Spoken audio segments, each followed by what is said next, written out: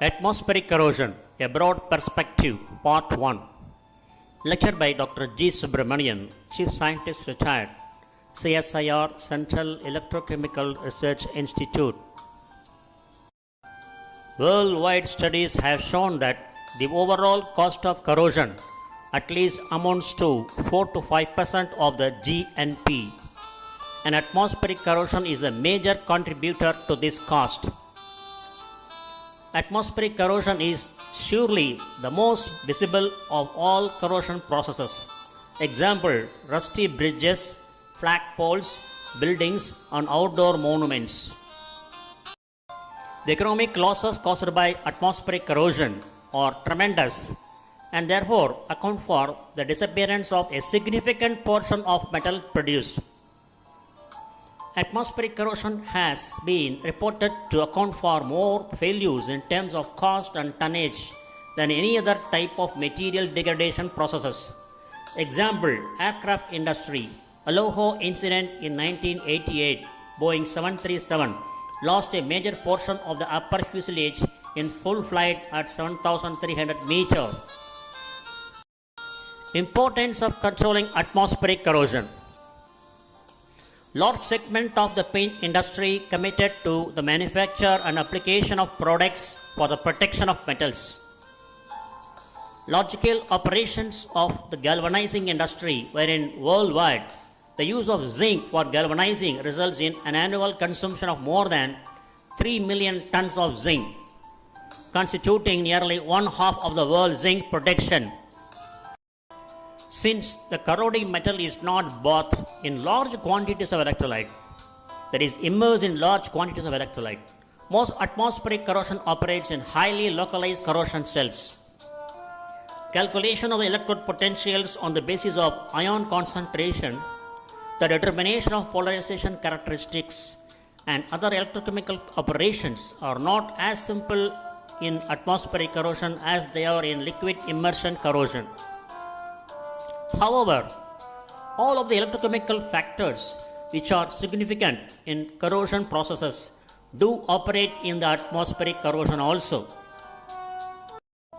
The cost of corrosion, previous studies, 1950 by H. Hulik, US study, 2.1% of GNP.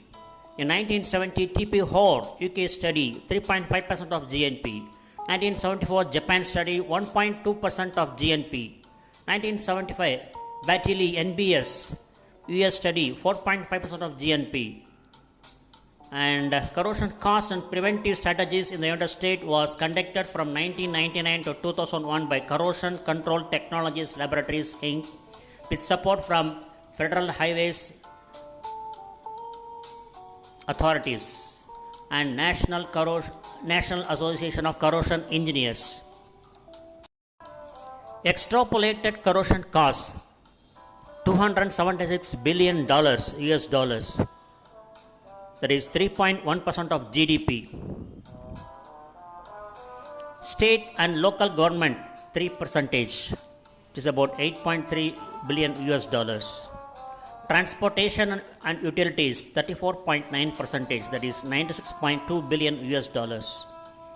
Manufacturing 31.5%, that is 86.8 billion US dollars. Construction amounts to 18.1%, which is equivalent to 50 billion US dollars. Federal government 7.3%, which amounts to 20.1 billion US dollars. Services 5.2%, which amounts to 14.3 billion US dollars. Cost of corrosion in India. Cost of corrosion in India, you can see various studies have been done between 2003 and 2007. So as per the 2007 studies, it amounts to 1,55,000 crores. Of this cost of corrosion in India, sector-wise, infrastructure 15%, utility services 32%, production and manufacturing 12%, defense and nuclear 13%, and others 28%. This may be a rough estimate. Probably if one prepare the estimation of cost of corrosion in India, it will be more. Cost of corrosion, Indian scenario. India is struggling to increase its GDP by a few decimal points. But it can be shocking to know that 3% of GDP eroded in corrosion every year, said Dr. Baldev Raj, President, Research, PhD institutions. The quantum of loss on account of corrosion is equal to the revenue contributed by the Indian Railways to the exchequer. Delivering his address at the inaugural session of the first edition of Surface and Coating Expo 2014 and Pumps, Valves and Compressors 2014 organized by Confederation of Indian Industry CII, he said the loss will be up to 6.5% if indirect cost of corrosion in the form of loss of functioning of plants, accidents, material discarded prematurely, and the various human liabilities are taken into account. To challenge corrosion, experts from different fields have to come together. We must do more of cutting-edge research and also create wider awareness through publications and conferences. The industry and the academia should collaborate and create a body of knowledge for the purpose, he added. Types of corrosive atmosphere, industrial. Sulfur dioxide and oxides of nitrogen are backbone of smoke in modern cities. Various forms of chloride, which may be much more corrosive than the acid sulfates. Contaminants in an industrial atmosphere plus dew or fog produce a highly corrosive wet acid film on exposed surfaces. Marine. A marine atmosphere is laden with fine particles of sea mist carried by the wind to settle on exposed surfaces as salt crystals. The quantity of salt contamination decreases with the distance from the ocean and is greatly affected by wind currents. The marine atmosphere also includes the space above the sea surfaces where splashing and heavy sea spray are encountered. The equipment exposed to these splash zones are indeed subjected to worst conditions of intermittent immersion with wet and dry cycling of the corrosive agent. You can see the splash zone corrosion of an aircraft carrier top deck in the mid-sea. You can see severe splash. This is CSIR Secret's Atmospheric Corrosion Testing Yard at Mandapam Center on the Gulf of Mannar shore. Rural atmospheres are typically the most benign and do not contain strong chemical contaminants. In arid climates, there is little or no rainfall, but there may be a high relative humidity and occasional condensation. The desert coast of North Africa. In the tropics, in addition to the high average temperature, the daily cycle includes high relative humidity, intense sunlight, and long periods of condensation during the night. In sheltered areas, the wetness from condensation may persist long after sunrise. Such conditions may produce a highly corrosive environment. Lack of ventilation, contained fumes, presence of condensation or high humidity could prove to be highly corrosive. Even in the absence of any other corrosive agent, the constant condensation on a cold metallic surface may cause an environment similar to constant immersion for which a component may not have been chosen or prepared for. Such systems are commonly encountered in confined areas close to ground level or worse below ground where high humidity may prevail. Factors affecting atmospheric corrosion: moisture in the form of rain, dew, condensation or high relative humidity. In the absence of moisture, most contaminants would have little or no corrosive effect. Temperature: normal increase in corrosion activity which can theoretically double for each 10-degree increase in temperature. A little recognized effect is the temperature lag of metallic objects due to their heat capacity. As the ambient temperature drops during the evening, metallic surfaces tend to remain warmer than the humid air surrounding them, and do not begin to collect condensation until some time after the dew point has been reached. As the temperature begins to rise in the surrounding air, the lagging temperature of the metal structure will tend to make them act as condensers, maintaining a film of moisture on their surfaces. Cycling temperature has produced severe corrosion on metal objects in the tropics, in unheated warehouses, and on metal tools or other objects stored in plastic bags. Relative humidity. The ratio of the quantity of water vapor present in the atmosphere to the saturation quantity at a given temperature and is expressed as percentage. The critical humidity level is a variable that depends on the nature of corroding material, tendency of the corrosion products and surface deposits to absorb moisture, and the presence of atmospheric pollutants. Critical humidity level is 60% for iron if the environment is free of pollutants. Marine environments typically have high percentage relative humidity as well as salt-rich aerosols. Schematic description of atmospheric corrosion of iron. On the anode, you can see the reaction. Iron goes into solution as iron plus 2 leaving 4 electrons. There is ferrous ion and leaving 4 electrons. At the cathode, you can see oxygen, water and the released 4 electrons get converted into hydroxyl ion. So anodic sides you can see corrosion. On the cathodic side you can see accumulation of formation of alkali, OH minus. Another schematic description of atmospheric corrosion of iron. You can see the anodic side you can see corrosion. Metal goes into solution as metal Fe plus 2 and green rust near the anodic areas.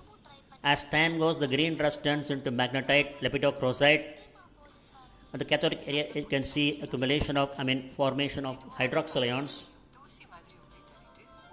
As the liberated electrons from anodic side interacts with water and oxygen, they produce hydroxyl ions.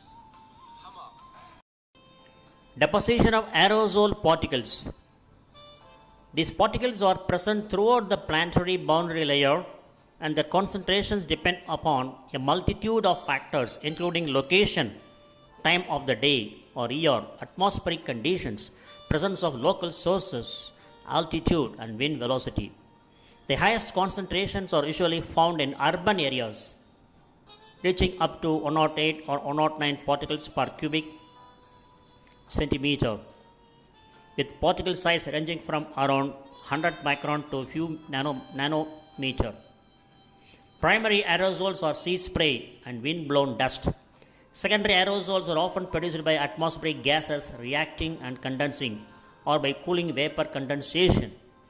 The aerosols that form also have mass and are subject to the influence of gravity, wind resistance, droplet drive and possibilities of impingement on a solid surface as they progress inland.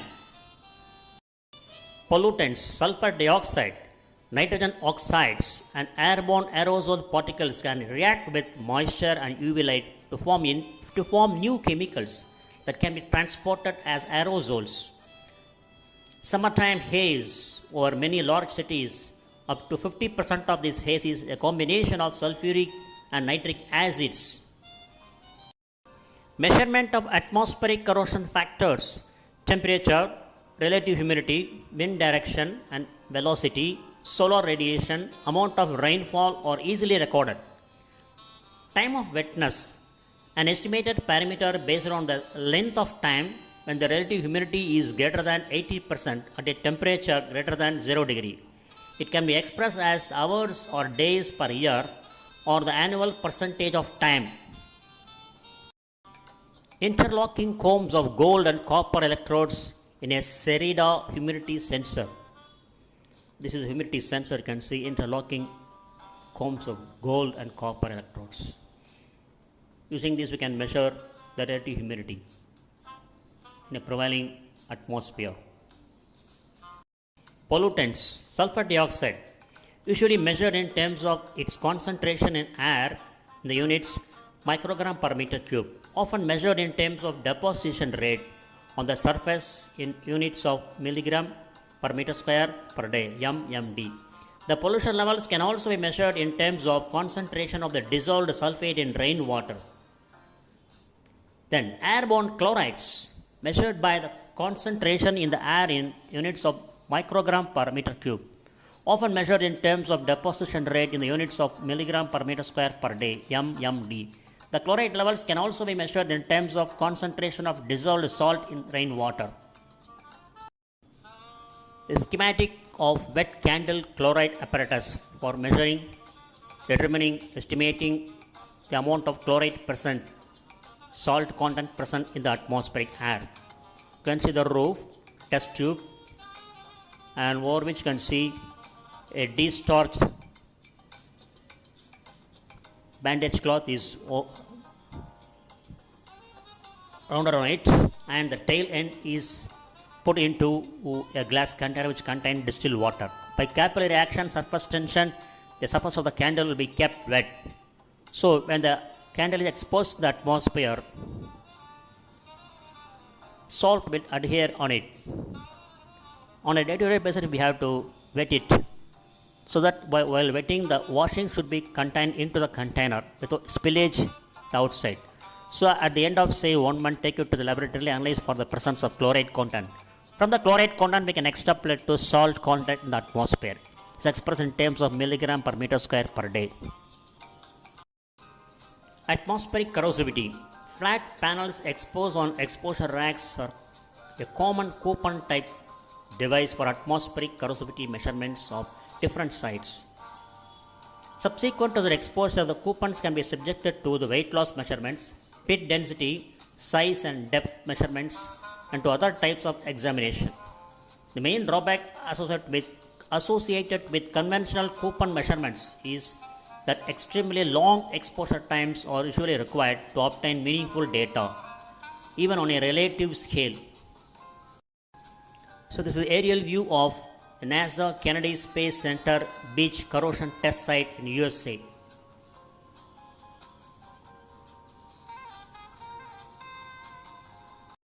This is the CSR Secret Atmospheric Corrosion Testing Yard at Mandapam Center, one of the most aggressive environment in the world in terms of tropical marine atmospheric corrosion, located on the Gulf of Mannar shore.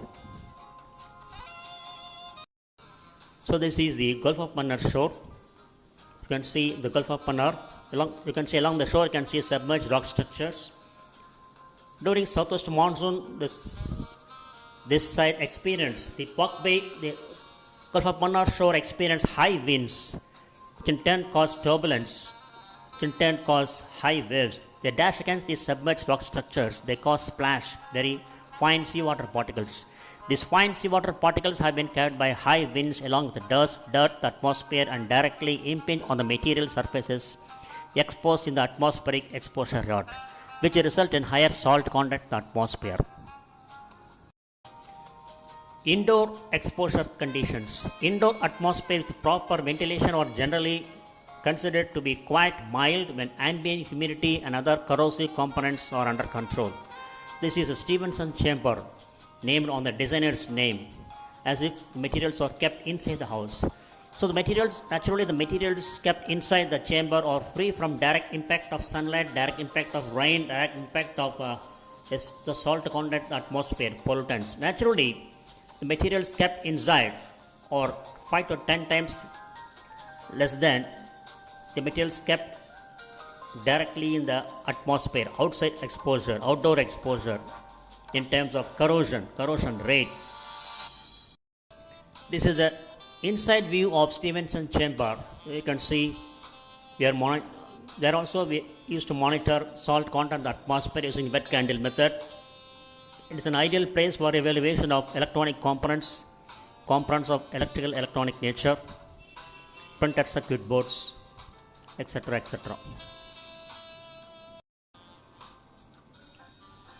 The latitude 79 degrees east, longitude 79 degrees east and latitude 9.2 degree north.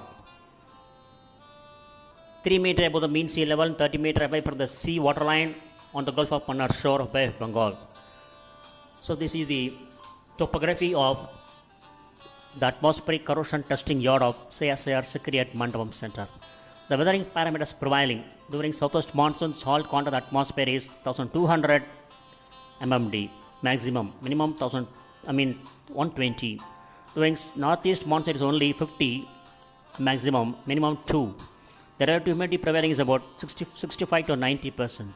The temperature highest 310 degree Kelvin and lowest is 293 degree Kelvin. The rainfall during southwest monsoon is 100 mm. During northeast monsoon is about 1200 mm, 1250 mm. Sunshine hours monthly is 300 maximum, 170 minimum. Wind velocity km per hour ranging between 20 and 60 km per hour. Corrosivity of different sites, a comparison in the world. Corrosion rate measured in terms of milligram per decimeter square per day, that is MDD. Delta Point, Panama, 132.7 marine environment. Mandapam Camp, 100 feet away from the shore, 120.7 marine atmosphere. Curie Beach, North Carolina, 80 feet away from the seashore, 103 MDD marine atmosphere. Point Reyes, California, 96.3 marine atmosphere. Dungeness, England, 93.8 industrial marine. Wetness, England, 69 MDD marine. Salt Farm, Bonahat and Chennai Port, 100 feet away from shore, 44.2 MDD marine. Curie Beach, North Carolina, 800 foot away from the shore, 28.2 marine atmosphere. Cape Kennedy, Florida, 25.3 marine atmosphere. Pilsey, England, 19.9 industrial marine. So as we move away from the shore, sea, ocean, the corrosion rate also decreases. So corrosion of mild steel evaluated for a month. Atmospheric corrosion rate of metals and alloys in tropical marine environment at Mandapam. Metals alloys corrosion rate in milligram per decimeter square per day. Mild steel 175. These are all annual corrosion rates of mild steel. Mild steel 175 MDD, stainless steel 304.09, aluminum 2S 0.15, aluminum 3004.04, zinc commercial 8.7, copper commercial 2.2, brass 7030 1.7, phosphor bronze 2.25, and lead commercial 0.25 MDD.